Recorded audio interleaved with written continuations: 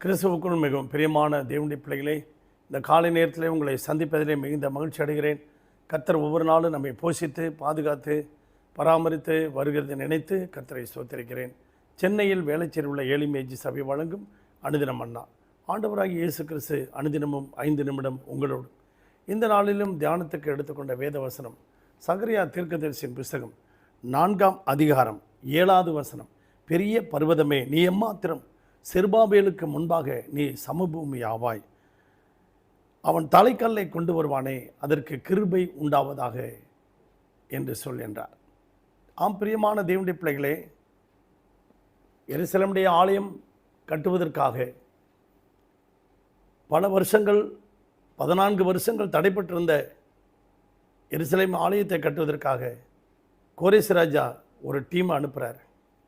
செருபாபேல் தலைமையில் ஒரு டீமை அனுப்புகிறார். யோசுவா ஒரு பிரதான ஆசாரியாக இருக்கிறான்.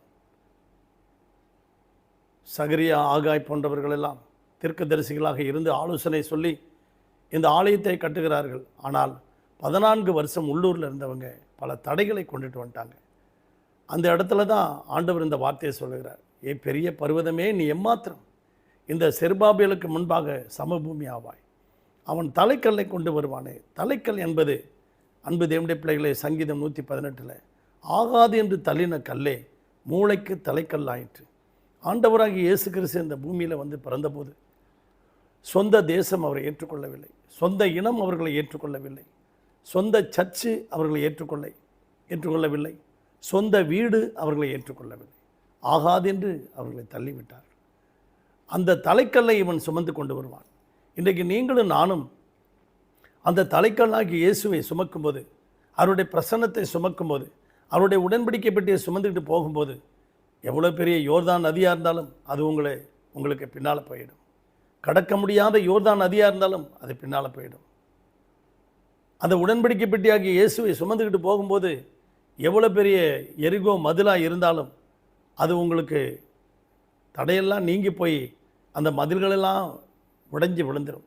ஏனென்றால் அந்த பெட்டியிலே அவ்வளோ ஒரு தேவனுடைய பிரசன்னம் இருக்கிறது, தேவனுடைய மகிமை இருக்கிறது. ஆம் பிரியமான தேவனுடைய பிள்ளைகளே, இந்த காலை வேளையிலே ஆண்டவருடைய பிரசன்னத்தை நீங்கள் சுமந்துட்டு போவீங்களா? நீங்கள் நிறைய பிரச்சனைகளோடு போராட்டங்களோடு இருக்கீங்க. உங்களுக்கு முன்பாக மலை போன்ற பிரச்சனைகள் இருக்குது. அந்த பிரச்சனையிலேருந்து விடுதலை பெறுவதற்கு இயேசுவை சுமந்துட்டு போங்க. ஒரு சமயம் ஒரு பன்னாட்டு நிறுவனத்துக்கு ஆட்களை இன்டர்வியூக்கு செலக்ட் பண்ணாங்க. நிறைய பேர் வந்திருந்தாங்க. நிறைய பேர் வந்திருந்ததில் ஒரு 4 பேர் செலக்ட் ஆனாங்க. 4 பேர் செலக்ட் ஆன பிறகு அவங்கள சொன்னாங்க, இந்த 4 பேரும் நாளைக்கு உங்களுக்கு ஒரு ஸ்பெஷல் இன்டர்வியூ இருக்குது.